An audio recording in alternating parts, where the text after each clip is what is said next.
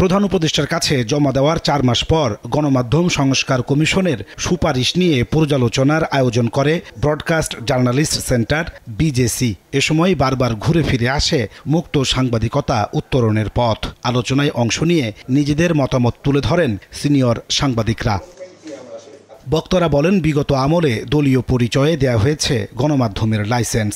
গণমাধ্যমকে অনেক সময় বাধ্য করা হয়েছে দলবাজি করতে।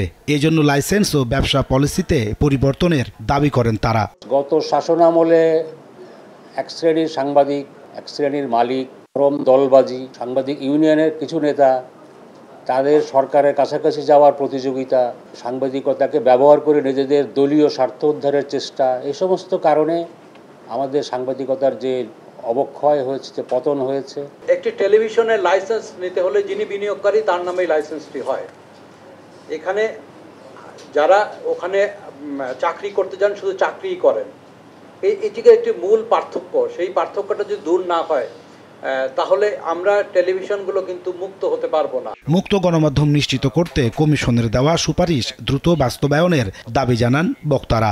আগে সাংবাদিকদের নিজেদের ঠিক করা উচিত যে আমরা কাদের জন্য কাজ করি, আমাদের সুরক্ষা প্রথমত আমরা দেব কিনা। গণমাধ্যম এখন যে অবস্থায় আছে সেই অবস্থার কোনো পরিবর্তন না করে একটা নিরপেক্ষ অবাধ নির্বাচন, অংশগ্রহণমূলক নির্বাচন সম্ভব কিনা। খুব হতাশাজনক যে 3 মাস পরে যে তার পর্যালোচনা কমিটি গঠন করেছে যে কিভাবে করা যাবে, তারা শুধু রেডিও টেলিভিশনের স্বায়ত্তশাসন নিয়ে।